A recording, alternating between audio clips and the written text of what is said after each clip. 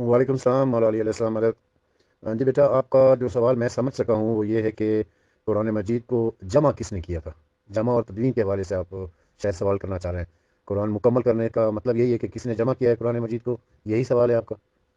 اگر یہی سوال ہے تو پھر اس حوالے سے عرض یہ ہے کہ جب بھی جناب رسالت مآب صلی اللہ علیہ وآلہ وسلم کے اوپر قرآن مجید کی کوئی آیت نازل ہوتی تھی تو آپ علی علیہ السلام کو بلایا کرتے تھے اور فرماتے تھے کہ اس آیت کو فلاں سورے میں فلانی آیت کے بعد اور فلانی آیت سے پہلے لکھ لو۔ علی علیہ السلام نے ایک چمڑا جو ہے 70 گز کا چمڑا تھا، 70 گز کا چمڑا تھا، وہ جو اونٹ کی کھال کے اوپر تھا، اونٹ کی کھال کا چمڑا تھا وہ، اس کے اوپر وہ قرآن مجید وہ لکھا کرتے تھے۔ جیسے جیسے رسول اکرم صلی اللہ علیہ وآلہ وسلم کے اوپر کوئی آیت نازل ہوتی اور جیسے جیسے رسول اکرم بتاتے تھے، وہ علی علیہ السلام اس آیت کو اس سورہ میں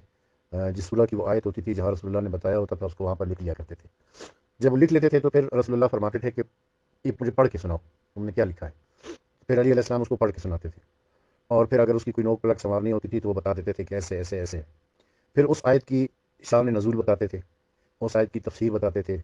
اس آیت کی تعبیر بتاتے تھے، اس آیت کا ظاہر بتاتے تھے، اس آیت کا باطن بتاتے تھے۔ اس طرح رسول اکرم کی زندگی میں ہی قرآن مجید تدوین پا رہا تھا، جمع ہوتا جا رہا تھا۔ یہی وجہ ہے کہ رسول اکرم صلی اللہ علیہ وآلہ وسلم نے حجۃ الوداع کے موقع پہ بھی فرمایا تھا اور غدیر کے مقام پہ بھی خطبہ دیتے ہوئے ارشاد فرمایا تھا کہ میں تمہیں دو گراں قدر چیزیں چھوڑ کے جا رہا ہوں، ایک اللہ کی کتاب یعنی قرآن مجید ہے اور دوسری میری اہل بیت ہے۔ آپ کے اس فرمان سے صاف ظاہر ہوتا ہے کہ رسول اکرم صلی اللہ علیہ وآلہ وسلم کے زمانے میں قرآن مجید مدون ہو چکا تھا، ترتیب پا چکا تھا اور جمع ہو چکا تھا، اور وہ اسی طریقے سے تھا جس طریقے سے قرآن مجید نازل ہوا تھا۔ جیسے جیسے نازل ہوتا جاتا تھا ویسے ویسے اس کو تحریر بھی کرتے جاتے تھے اور اس کو ترتیب بھی دیتے جاتے تھے۔ اور چونکہ قرآن مجید رسول اکرم صلی اللہ علیہ وآلہ وسلم کے اوپر نازل ہو رہا تھا، لہٰذا وہی بہتر جانتے تھے کہ کون سی آیت کس مقام کی ہے، اور اس طریقے سے رسول اکرم نے اپنی زندگی میں ہی قرآن مجید کو جمع فرما دیا تھا اور وہ علی علیہ السلام کے پاس موجود تھا۔ رسول اکرم صلی اللہ علیہ وآلہ وسلم کی شہادت کے بعد جب خلافت خلیفہ اول کے ہاتھ میں آ گئی تو خلیفہ اول کے دور میں ایک جنگ ہوئی تھی جسے جنگ یمامہ کہتے ہیں۔ وہ یہ جنگ مسلمہ کذاب کے خلاف لڑی گئی تھی۔ وہ مسلمہ کذاب وہ شخص ہے کہ جس نے نبوت کا جھوٹا دعویٰ کر رکھا تھا۔ اس جنگ میں مسلمہ کذاب اور اس کے جتنے ساتھی تھے وہ تو واصل جہنم ہو گئے، لیکن اس جنگ میں بہت سارے قاریان قرآن یعنی جو صحابہ کرام تھے جنہوں نے قرآن مجید یاد کر رکھا تھا وہ بھی شہید ہوئے۔ اور پھر صحیح بخاری میں روایت موجود ہے جو اہل سنت کی مستند ترین کتاب ہے کہ جب یہ جنگ کا اختتام ہو گیا تو پھر حضرت عمر نے حضرت ابوبکر سے کہا کہ بہت سارے حفاظ قرآن اور قاریان قرآن جو ہے وہ اس جنگ میں شہید ہو گئے ہیں، اور اگر اسی طریقے سے لوگ مرتے رہے تو پھر یہ قرآن جو لوگوں کے سینوں میں ہے یعنی جن لوگوں نے زبانی یاد کر رکھا ہے وہ ان کے سینوں سے اٹھ جائے گا، وہ لوگ سب فوت ہو جائیں گے، مر جائیں گے، تو پھر قرآن نہیں رہے گا۔ لہٰذا ہمیں قرآن کو جمع کر لینا چاہیے۔ شروع میں تو حضرت ابوبکر نہیں مانے، لیکن جب حضرت عمر نے بہت زور دیا تو پھر وہ قرآن مجید کو جمع کرنے کے اوپر راضی ہو گئے۔ پھر ان دونوں نے فیصلہ کیا کہ زید بن ثابت جو ایک انصاری صحابی تھے ان سے قرآن مجید جمع کروایا جائے، کیونکہ وہ رسول اکرم کے زمانے میں قرآن کی کتابت کیا کرتے تھے۔ تو ان دونوں نے پھر زید بن ثابت کو بلایا اور ان سے کہا کہ بھئی آپ قرآن مجید جمع کرو۔ شروع میں تو انہوں نے انکار کیا، لیکن پھر جب انہوں نے بہت زور دیا تو پھر وہ راضی ہو گئے، اور اس کا طریقہ کار یہ متعین کیا گیا کہ ایک کمرے کے اندر زید بن ثابت کو بٹھا دیا گیا اور پورے مدینے میں اعلان کروا دیا گیا کہ جس کسی کے پاس بھی قرآن مجید کی آیات لکھی ہوئی ہیں کسی بھی صورت میں، چاہے وہ چمڑے کے اوپر ہے، کپڑے کے اوپر ہے، پتے کے اوپر ہے، کاغذ کے اوپر ہے، گتے کے اوپر ہے، لکڑی کے اوپر ہے، پتھر کے اوپر ہے، جس چیز میں بھی لکھی ہوئی ہے وہ لے آئے، لا کر زید بن ثابت کو دے دے۔ زید بن ثابت اس کو لکھنا شروع کر دیا، انہوں نے جو اس کو لکھنا شروع کیا۔ جس جس طریقے سے لوگ لاتے جا رہے تھے اس طریقے سے وہ لکھتے چلے جا رہے تھے، اور اگر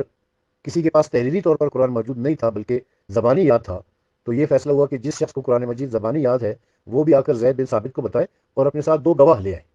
دو شخص گواہی دے دیں کہ اس نے یہ آیتیں نازل ہوئی ہیں، تو پھر ان آیات کو بھی لکھ لیا جائے گا۔ جو شخص بھی آتا تھا وہ اپنے ساتھ دو گواہ لے کر آتا تھا اور زید بن ثابت کو بتاتا تھا کہ مجھے قرآن کی فرض کیا کہ 10 آیتیں یاد ہیں۔ وہ کہتے تھے گواہ کون ہے؟ بولتے تھے یہ دونوں گواہ ہیں، تو وہ لکھواتا جاتا تھا اور زید بن ثابت لکھتے جاتے تھے۔ تو اس طریقے سے یہ قرآن مجید ترتیب پاتا گیا۔ جب انہوں نے قرآن مجید جمع کرنا شروع کیا تو اس میں مثلا ایک آدمی کے پاس ایک لکڑی کے اوپر 4 آیتیں لکھی ہوئی تھی، وہ لے آیا، اس نے کہا جی یہ چار آیتیں جو تھی نماز کے متعلق تھی، تو زید بن ثابت نے وہ 4 آیتیں لکھ لی۔ پھر اس کے بعد ایک آدمی آیا، اس کے پاس ایک کپڑے کے اوپر 12 آیتیں لکھی ہوئی تھی، وہ 12 آیتیں فرض کیا کہ حضرت موسیٰ علیہ السلام کے بارے میں تھی،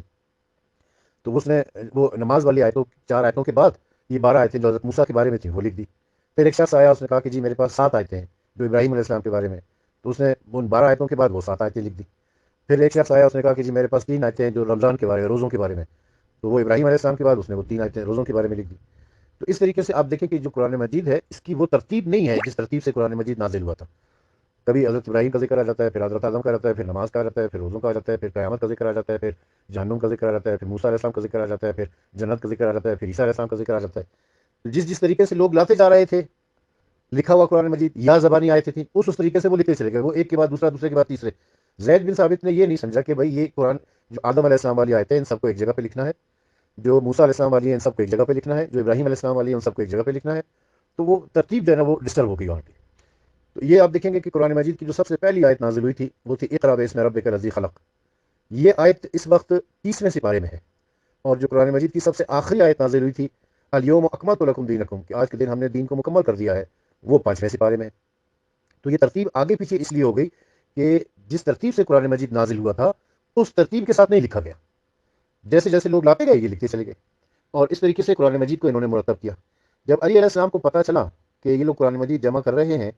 تو علی علیہ السلام نے جو قرآن مجید رسول اللہ کے حکم پر رسول اللہ کی ترتیب کے مطابق جمع کیا ہوا تھا وہ لے کر ان کے پاس آئے. تاریخ یعقوبی میں لکھا ہوا ہے, جو اہل سنت کی تاریخ ہے, کہ علی علیہ السلام اونٹ کے اوپر لاد کے لے کر آئے تھے, کیونکہ وہ چمڑے کے اوپر لکھا ہوا تھا اور وہ اتنا وزنی تھا, تو اسے اونٹ کے اوپر رکھ کے اور وہ لے کر آئے خلفاء کے پاس, اور ان سے کہا کہ یہ قرآن مجید میں نے جمع کر رکھا ہے, جس طریقے سے رسول اللہ نے مجھے بتایا ہے میں نے ویسے ہی جمع کیا ہوا ہے. لیکن انہوں نے کہا کہ نہیں, ہمیں آپ کا قرآن مجید نہیں چاہیے, ہم اپنا قرآن مجید خود جمع کر لیں گے. تو انہوں نے پھر یہ زید بن ثابت سے جمع کروانا شروع کیا تھا. یہ جو قرآن مجید انہوں نے جمع کیا یہ ان کے پاس رہا یہاں تک کہ حضرت عثمان کا دور خلافت آ گیا. اب حضرت عثمان کے دور خلافت میں کچھ اور صحابہ کرام بھی ایسے تھے کہ جنہوں نے قرآن مجید جمع کر رکھا تھا, جن میں حضرت عبداللہ ابن مسعود بڑے قابل ذکر ہیں. عبداللہ ابن مسعود مفسر قرآن ہیں, محدث رسول ہیں, صاحب فتاویٰ ہیں, اپنے زمانے کے مجتہد گزرے ہیں. انہوں نے خود بھی قرآن مجید جمع کیا ہوا تھا. تو حضرت عثمان کا جب دور خلافت آیا تو اس وقت تک اسلامی مملکت عرب سے نکل کر عجم میں پھیل گئی تھی, اور عجم کے لوگ جو قرآن مجید پڑھا کرتے تھے تو وہ صحیح عربی تلفظ کے ساتھ نہیں پڑھتے تھے, کیونکہ وہ عرب لوگ نہیں تھے, تو ان کو قرآن مجید پڑھنے میں غلطیاں ہوتی تھیں. تو اس طرح پھر کچھ لوگوں نے مشورہ دیا حضرت عثمان کو کہ یہ قرآن اس طرح لوگ جو عجم کے جو لوگ ہیں وہ قرآن مجید کو غلط پڑھ رہے ہیں, لہٰذا اس کے بارے میں کوئی اقدام کرنا چاہیے. تو حضرت عثمان نے وہ قرآن مجید جو حضرت ابوبکر کے دور میں زید بن ثابت نے جمع کیا تھا وہ منگوا لیا, اور 4 صحابہ کو بٹھا دیا کہ تم لوگ اس کی کاپیاں کرو, اور اس کی کاپیاں کی گئی, اور وہ کاپیاں کر کے تمام صوبوں کے گورنروں کو بھجوا دی گئی, اور ان سے کہا گیا کہ ان کو مزید کاپیاں کر کے آگے لوگوں میں پھیلا دو.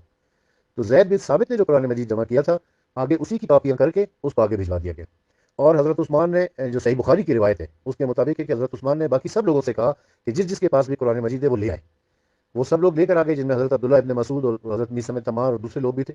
ان سارے قرآن مجیدوں کو حضرت عثمان نے جلا دیا, صرف زید بن ثابت والے قرآن مجید کو چھوڑ دیا. البتہ امام علی علیہ السلام نے جو قرآن مجید رسول اللہ کے کہنے پہ جمع کیا تھا وہ امام علی علیہ السلام کے پاس ہی رہا. امام علی علیہ السلام نے اس قرآن کے علاوہ, اس کو مصحف فاطمہ کہا جاتا ہے جو علی علیہ السلام نے جمع کیا تھا, اس کے علاوہ 2 اور کتابیں بھی لکھی تھیں. ایک کتاب کا نام تھا الجفر, جس میں فقہ کے سارے مسائل لکھے گئے تھے. کسی نے امام علی علیہ السلام سے پوچھا, اور یہ صحیح بخاری کی روایت ہے, کہ اے علی کیا آپ کے پاس قرآن مجید کے علاوہ بھی کوئی کتاب ہے؟ تو علی علیہ السلام نے فرمایا کہ ہاں ہے. تو اس نے پوچھا کہ اس میں کیا لکھا ہوا ہے؟ تو علی علیہ السلام نے فرمایا کہ مجھے رسول اکرم نے یہ بھی بتایا تھا کہ اگر کسی شخص کو خراش آ جائے تو اس کی کیا دیت ہوتی ہے. تو یعنی فقہ کے جتنے بھی مسائل تھے وہ رسول اکرم صلی اللہ علیہ وآلہ وسلم نے بتائے تھے, اور علی علیہ السلام نے لکھے تھے, وہ بھی چمڑے کے اوپر لکھے ہوئے تھے, اور اس کو الجفر کہا جاتا ہے, اس کا نام الجفر تھا. ایک اور کتاب بھی علی علیہ السلام نے لکھی تھی, اسے الجامع کہا جاتا ہے. الجامع میں کیا تھا کہ رسول اکرم صلی اللہ علیہ وآلہ وسلم کی جتنی بھی احادیث مبارکہ تھی وہ علی علیہ السلام لکھ لیا کرتے تھے, کیونکہ علی علیہ السلام تو ہر وقت رسول اللہ کے ساتھ ہوتے تھے. تو رسول اللہ جب کبھی جہاں کہیں پر بھی جو کچھ بھی فرماتے تھے علی علیہ السلام اسے لکھ لیا کرتے تھے, اس کا نام الجامع تھا. تو اس طریقے سے علی علیہ السلام نے قرآن مجید کو جمع بھی کیا ہے, اس کی تفسیر بھی لکھی ہے جسے مصحف فاطمہ کہتے ہیں. فقہ کی تمام مسائل آپ نے لکھے تھے جو رسول اکرم نے لکھائے تھے اسے الجفر کہتے ہیں, اور رسول اکرم کی ساری احادیث لکھی تھی جسے الجامع کہتے ہیں. یہ تینوں کتابیں جو تھی چمڑے کے اوپر لکھی ہوئی تھی, اور یہ بہت بڑے بڑے چمڑے ہوا کرتے تھے, اونٹ کی کھال جو تھی اس کا چمڑا ہوتا تھا. یہ تینوں کتابیں ایک صندوق کے اندر رکھی ہوئی تھی, لکڑی کا بنا ہوا ایک بہت بڑا صندوق تھا, اس کے اندر ہی رکھی ہوئی تھی. ایک اور صندوق بھی تھا علی علیہ السلام کے پاس جسے تابوت سکینہ کہتے ہیں. قرآن مجید میں تابوت سکینہ کا ذکر موجود ہے. اس تابوت سکینہ میں, صندوق میں انبیاء کے تبرکات تھے, یعنی جتنے بھی گزشتہ انبیاء تھے ان سب کے تبرکات اس کے اندر موجود تھے. مثلا حضرت ابراہیم علیہ السلام کی ابا تھی, حضرت یوسف علیہ السلام کی وہ قمیض جو انہوں نے حضرت یعقوب علیہ السلام کو بھجوائی تھی وہ تھی، حضرت سلیمان کی انگوٹھی تھی، حضرت موسیٰ کا عصا تھا، خود رسول اکرم صلی اللہ علیہ وآلہ وسلم کا امامہ تھا، اور آپ کی تلوار جو ذوالفقار ہے وہ تھی، جو آپ نے علی علیہ السلام کو دی تھی وہ تھی۔ یہ سارے تبرکات انبیاء کے ایک صندوق کے اندر رکھے ہوئے تھے، جس کو تابوت سکینہ کہا جاتا ہے۔ تو یہ دونوں صندوق جو تھے وہ علی علیہ السلام کے پاس تھے۔ جب علی علیہ السلام اپنے خلافت کے دور میں مدینہ سے ہجرت کر کے کوفہ گئے ہیں، تو یہ دونوں صندوق ام المومنین حضرت ام سلمہ رضی اللہ تعالیٰ عنہ کے حوالے کر دیے تھے، اور فرمایا تھا کہ اگر میں زندہ واپس آ گیا تو میں یہ آپ سے لے لوں گا، اگر میں زندہ واپس نہ آ سکا، مجھے کوئی حادثہ ہو گیا، تو پھر آپ یہ دونوں صندوق امام حسن علیہ السلام کے حوالے کر دینا۔ امام علی علیہ السلام کوفے میں شہید ہو گئے تھے، امام حسن علیہ السلام واپس مدینے آئے، تو انہوں نے ام المومنین حضرت ام سلمہ سے وہ دونوں صندوق لے لیے، اور وہ دونوں صندوق پھر امام حسن کے بعد امام حسین، اور پھر امام زین العابدین، امام باقر، امام جعفر صادق تک پہنچے۔ امام جعفر صادق علیہ السلام نے جو ایک یونیورسٹی بنا رکھی تھی، ایک انسٹیٹیوٹ، ایک ادارہ، ایک کالج بنا رکھا تھا، ایک مدرسہ بنا رکھا تھا، جس میں 2000 سے زیادہ طلبہ پڑھا کرتے تھے، جو صبح فجر کی نماز پڑھ کے آتے تھے اور پھر مغربین کی نماز تک وہیں پر ہوتے تھے، اور سارا دن وہ امام جعفر صادق علیہ السلام سے مختلف سوالات کیا کرتے تھے، اور امام علی علیہ السلام ان کو ان کے سوالات کے جوابات دیا کرتے تھے۔ تو وہ کہاں سے جواب دیتے تھے؟ علم امامت کے علاوہ ان کے پاس یہ تینوں کتابیں تھیں، یعنی مصحف فاطمہ جو قرآن اور قرآن کی تفسیر ہے،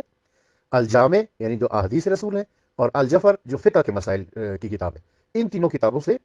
جواب دیا کرتے تھے، کیونکہ یہ تینوں کتابیں رسول اکرم صلی اللہ علیہ وآلہ وسلم نے لکھوائی تھیں اور علی علیہ السلام نے لکھی تھی۔ تو جو امام جعفر صادق علیہ السلام کے شاگرد تھے وہ لکھ لیا کرتے تھے، کوئی سوال کیا، اس کا جواب بتایا امام نے، انہوں نے فوراً لکھ لیا اس کو۔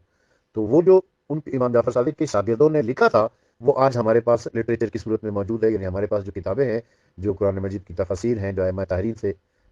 کس سے تفسیر کی گئی ہے، جو فقہ کے مسائل ہیں، جو اصول کافی اور فروع کافی اور دیگر کتابیں، جو یہ سب پھر ان کے امام جعفر صادق علیہ السلام کے شاگردوں نے لکھی ہوئی ہیں، جو امام جعفر صادق نے ان کو بتائی تھی۔ پھر یہ دونوں صندوق جو امام جعفر صادق کے بعد امام موسیٰ کاظم علیہ السلام، اور پھر امام علی رضا علیہ السلام، امام محمد تقی، امام علی نقی، امام حسن عسکری سے ہوتے ہوئے امام مہدی علیہ السلام تک پہنچ گئے ہیں، امام آخر الزمان تک۔ تو جب امام آخر الزمان ظہور فرمائیں گے تو وہ یہ دونوں صندوق اپنے ساتھ لے کر ظاہر ہوں گے، اور جو بھی انبیاء کے تبرکات تابوت سکینہ میں رکھے ہوئے ہیں، وہ سارے تبرکات انہوں نے زیب تن کر رکھے ہوں گے۔ مثلا امام مہدی علیہ السلام کے سر کے اوپر جو امامہ ہوگا وہ وہی رسول اللہ والا امامہ ہوگا۔ آپ کے ہاتھ میں جو آپ نے جو ابا پہنی ہوگی وہ حضرت ابراہیم والی ابا ہوگی، آپ نے جو قمیض پہنی ہوگی وہ حضرت یوسف والی قمیض ہوگی، اور آپ کے ہاتھ میں جو عصا ہوگا وہ حضرت موسیٰ والا عصا ہوگا، آپ کے ہاتھ میں جو انگوٹھی ہوگی وہ حضرت سلیمان والی انگوٹھی ہوگی، اور ایک ہاتھ میں آپ کے ذوالفقار ہوگی جو علی علیہ السلام کو دی گئی تھی۔ تو تمام انبیاء کے تبرکات بھی امام زمانہ علیہ السلام کے پاس ہوں گے۔ تو اس طریقے سے قرآن مجید جو مرتب کیا گیا ہے، اگر میں آپ کا سوال صحیح سمجھا ہوں تو اس کا جواب یہ ہے۔